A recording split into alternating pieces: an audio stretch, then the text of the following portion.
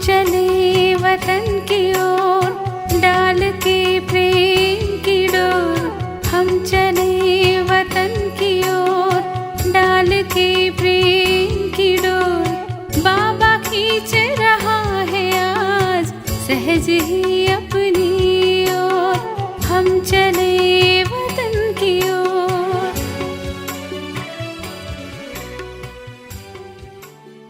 ஓம் சாந்தி. 16/5/1973 அவ்விக்த பாப்தாதா மதபன். வாணியின் தலைப்பு கடைசி முயற்சி பற்றுதலை வென்று நினைவு சொரூபமான நிலை. தன்னை அனைத்து சக்திகளினால் நிரம்பியவராக அனுபவம் செய்கிறீர்களா? பாப்தாதா மூலமாக இந்த உயர்ந்த ஜென்மத்தின் ஆஸ்தி பிராப்தியாகிவிட்டதா? ஆஸ்தியின் அதிகாரி, அதாவது அனைத்து சக்திகளின் அதிகாரி ஆவது. அனைத்து சக்திகளின் அதிகாரி என்றால் மாஸ்டர் சர்வசக்திவானாக ஆகியிருக்கிறீர்களா? மாஸ்டர் சர்வசக்திவான் ஆவதினால் பிராப்தி சொரூபமாக என்ன அனுபவம் செய்கிறீர்களோ அதே அனுபவத்தில் நிரந்தரமாக நிலைத்திருக்கிறீர்களா?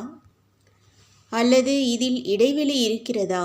ஆஸ்தியின் அதிகாரி ஆவதில் 2 விஷயங்களை மட்டும் புத்தியில் வைப்பதினால் இடைவெளி அகற்றப்பட்டு நிரந்தரமாக அந்த நிலையை உருவாக்க முடியும். அந்த 2 வார்த்தைகள் எவை? அதை நீங்கள் தெரிந்திருந்தும் இருக்கிறீர்கள், செய்து கொண்டும் இருக்கிறீர்கள், ஆனால் நிரந்தரமாக செய்வதில்லை. ஒன்று நினைவை யதார்த்தமாக ஆக்குவதற்கானது, 2வது காரியங்களை உயர்ந்ததாக ஆக்குவது. அந்த 2 வார்த்தைகள் எவை? ஒன்று நினைவை சக்திசாலியாக ஆக்குவதற்காக எப்பொழுதும் கனெக்ஷன் மற்றும் காரியத்தை உயர்ந்ததாக ஆக்குவதற்காக எப்பொழுதும் தன்னுடைய கரெக்ஷன் தேவையாக இருக்கிறது. கரெக்ஷன் ஒவ்வொரு காரியத்திலும் இல்லாத காரணத்தினால் மாஸ்டர் சர்வசக்திவான் மற்றும் அல்மைட்டி அத்தாரிட்டியின் நிலையில் நிரந்தரமாக நிலைத்திருக்க முடிவதில்லை. இந்த 2 வார்த்தைகளும் சரளமானது. இங்கே வந்திருப்பதே இதற்காகத்தான் இல்லையா? எந்த காரியத்திற்காக வந்திருக்கிறீர்களோ அதை செய்வதில் கடினம் இருக்குமா என்ன? யாருக்கு கடினம் அனுபவமாகிறது? யார் பலகீனமாக இருப்பார்களோ அவர்களுக்குத்தான். அவர்கள் கடினமாக ஏன் அனுபவம் செய்கிறார்கள்? கனெக்ஷன் இணைக்கப்பட்டிருந்தும் சில நேரம் கடினத்தை அனுபவம் செய்கிறார்கள். அவர்கள் கடின உழைப்பு செய்வதில்லை, அதனால்தான் கடினம் அவர்களுக்கு அனுபவமாகிறது. தெரிந்தும் இருக்கிறார்கள், புரிந்தும் இருக்கிறார்கள், அதன்படி நடந்தும் கொள்கிறார்கள். ஆனால் இருக்கும்போதே பின்பு ஓய்வு விரும்பிகளாக ஆகிவிடுகிறார்கள். பாப்தாதாவின் விரும்பிகளாக அன்றி ஓய்வு விரும்பிகளாக ஆகிறார்கள். அதனால்தான் தெரிந்திருந்தும் அந்த மாதிரியான நிலை உருவாகிவிடுகிறது. அப்படி தந்தைக்கு சமமாக உயர்ந்த காரியம் செய்வதில் ஓய்வு விரும்பியாக இருப்பவர் உயர்ந்த நிலையை அடைய முடியாது. எனவே ஒவ்வொரு எண்ணம், ஒவ்வொரு காரியத்தின் கரெக்ஷன் செய்யுங்கள். மேலும் பாப்தாதாவின் காரியங்களோடு கனெக்ஷனை ஏற்படுத்துங்கள். இப்பொழுது பின்பு தந்தைக்கு சமமாக இருக்கிறதா என்று பாருங்கள். இப்பொழுது உயர்ந்த ஆத்மாக்கள் உங்களுடைய கடைசி முயற்சியாக இன்னும் என்ன இருக்கிறது? கடைசி நிலையின் கடைசி பரீட்சையின் கேள்வியை தெரிந்திருக்கிறீர்களா? தெரிந்திருப்பவர்கள் அவசியம் தேர்ச்சி பெறுவார்கள் இல்லையா? நீங்கள் அனைவரும் கடைசி பரீட்சையின் கடைசி கேள்வியை தெரிந்திருக்கிறீர்களா? உங்களுடைய கடைசி கேள்வி உங்களுடைய பக்தர்களுக்கும் தெரியும். அவர்களும் வர்ணனை செய்கிறார்கள். உங்களுடைய பக்தர்கள் தெரிந்திருக்கிறார்கள், ஆனால் நீங்கள் தெரிந்திருக்கவில்லையா? பக்தர்கள் உங்களை விட புத்திசாலிகளாக ஆகிவிட்டார்களா என்ன? உயர்ந்த ஆத்மாக்கள் உங்களுடைய சென்ற கல்பத்தின் ரிசல்ட் பக்தர்களுக்கு தெரியும் மற்றும் உங்களுக்கு உங்களுடைய தற்சமயத்து முயற்சியின் கடைசி நிலை மறந்துவிட்டது. அந்த கடைசி நிலையை அடிக்கடி கேட்கிறீர்கள், மகிமையும் செய்கிறீர்கள். கீதையின் பகவான் மூலமாக கீதை ஞானம் கேட்ட பிறகு கடைசி நிலையாக என்ன வர்ணனை செய்கிறீர்கள்? பற்றுதலை வென்ற நினைவு சொரூபம். பக்தர்கள் உங்களுடைய நிலையை வர்ணனை செய்கிறார்கள் இல்லையா?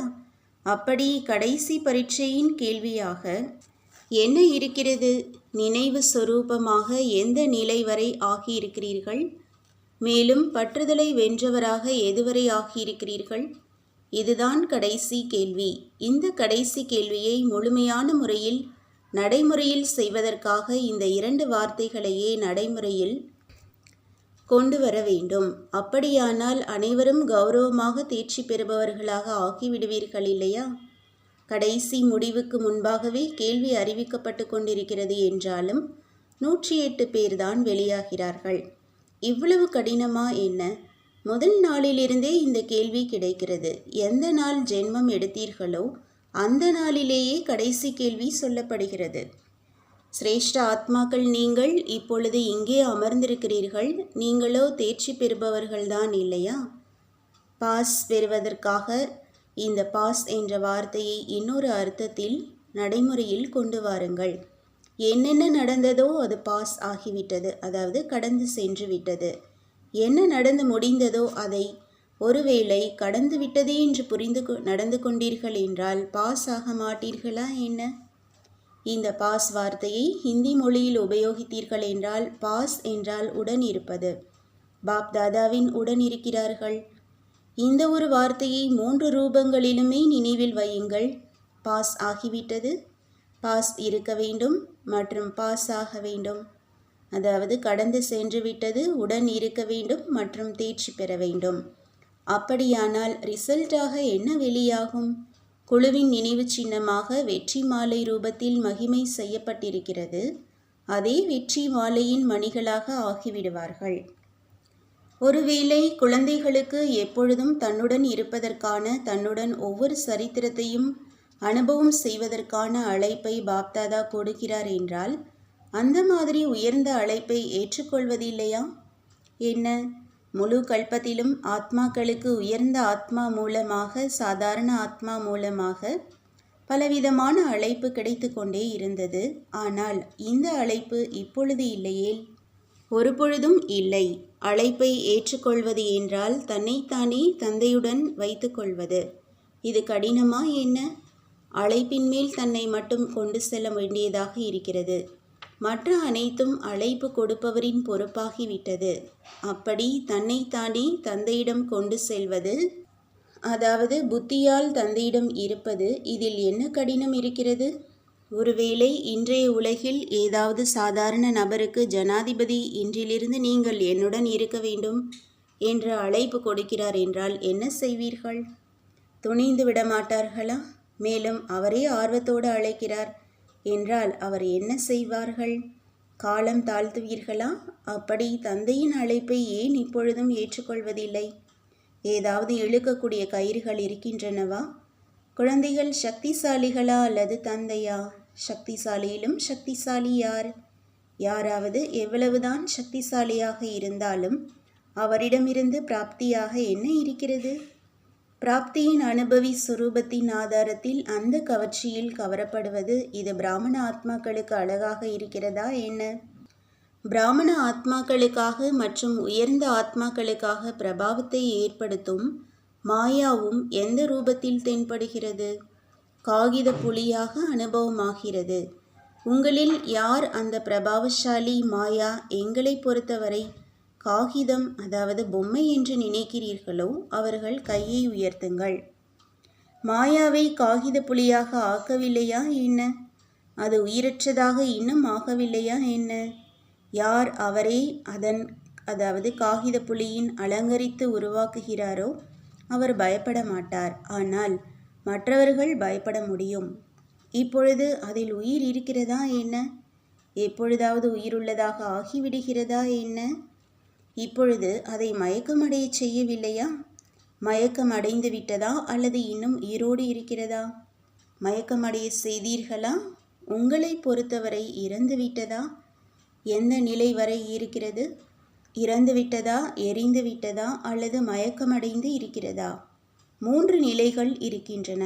சிலரை பொறுத்தவரை மயங்கிய ரூபத்தில் இருக்கிறது, சிலரை பொறுத்தவரை இறந்து விட்டது, மேலும் சிலருக்காக எரிந்தும் விட்டது, அதாவது பெயர் அடையாளம் இல்லை. அப்படி ஒவ்வொருவரும் எந்த நிலை வரை வந்தடைந்திருக்கிறோம் என்று தன்னை பார்க்கட்டும். மயக்கமடைய செய்வதற்கு பதிலாக தானே மயக்கமடைந்து விடுவதில்லையே. எப்பொழுதுமே சஞ்சீவினி மூலிகை உடன் இருக்கிறது என்றால் ஒரு பொழுதும் மயக்கமடைய முடியாது. மயக்கமடைய செய்பவர் ஒரு பொழுதும் மயக்கமடைய மாட்டார். பிராமண ஜென்மத்தின் காரியமே இதுதான். ஜென்மம் எடுத்தவுடன் முதல் உறுதிமொழியாக என்ன கொடுத்திருக்கிறீர்கள்? மாயாவை வென்று உலகை வென்றவராவோம் என்ற இந்த உறுதிமொழியைத்தான் செய்தீர்கள் இல்லையா? இதுவோ இந்த ஜென்மத்தினுடைய காரியமே ஆகும். எந்த காரியத்தை பிறந்ததிலிருந்தே செய்து வருகிறீர்களோ அது கடினமாக இருக்குமா என்ன? நல்லது. எப்பொழுதும் மயக்கம் தெளிந்த நிலையில் இருக்கக்கூடிய, எப்பொழுதும் அனைத்து சக்திகளினால் நிரம்பி இருக்கக்கூடிய, எப்பொழுதும் பாப் தாதாவுடன் இருக்கக்கூடிய, எப்பொழுதும் தந்தையின் காரியத்தில் உதவிக்கரம் கொடுக்கக்கூடிய, எப்பொழுதும் சகயோகியாக இருக்கக்கூடிய, எப்பொழுதும் வெற்றியடையும் உயர்ந்த ஆத்மாக்களுக்கு பாப் தாதாவின் அன்பு நினைவுகளும் நமஸ்காரமும்.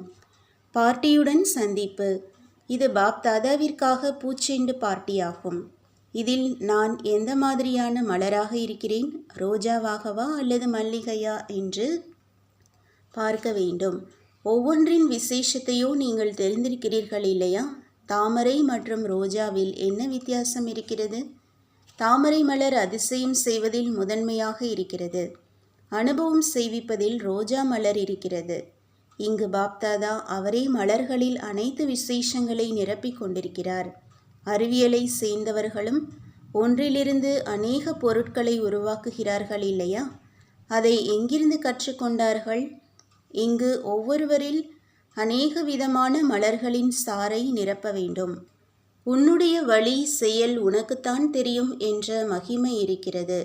என்னவாக இருந்ததிலிருந்து என்னவாக ஆக்குவது, இதுதான் செயல் இல்லையா?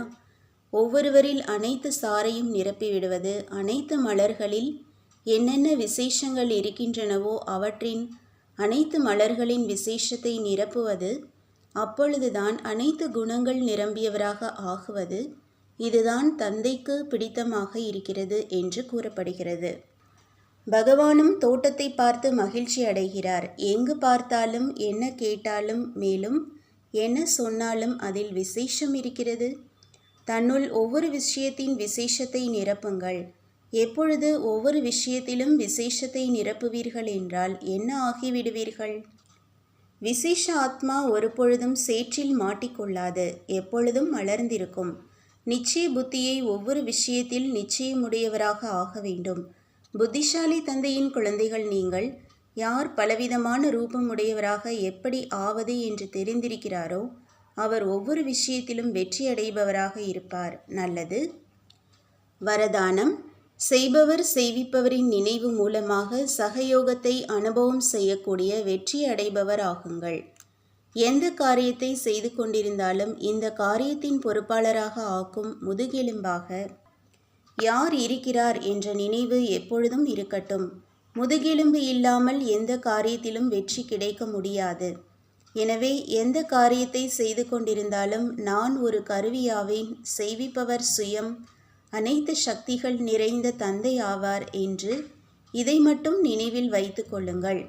இதை நினைவில் வைத்து காரியம் செய்தீர்கள் என்றால் சகஜ யோகாவின் அனுபவம் ஏற்பட்டு கொண்டே இருக்கும். பின்பு இந்த சகஜ யோகா அங்கு சத்யுகத்தில் சகஜ ராஜ்யம் செய்விக்கும். இங்கே உள்ள சம்ஸ்காரத்தை அங்கே எடுத்துச் செல்வீர்கள். ஸ்லோகன். ஆசைகள் நிழலுக்கு சமமானது. நீங்கள் மறுபக்கம் திரும்பிவிட்டீர்கள் என்றால் பின்னாலேயே வரும். ஓம் சாந்தி. तुम बच्चों को तो सर्विस करनी है, जो बाबा कहते हैं सबको ये बताओ कि देखो तुम्हारा एम एंड ऑब्जेक्ट ये है, एक गीता है बढ़िया, ये राजयोग है ना बच्चे। कैसे है राजयोग? बिल्कुल सहज है कि बाप को याद करो तो ये वैसा मिलेगा तुमको। ओम शांति।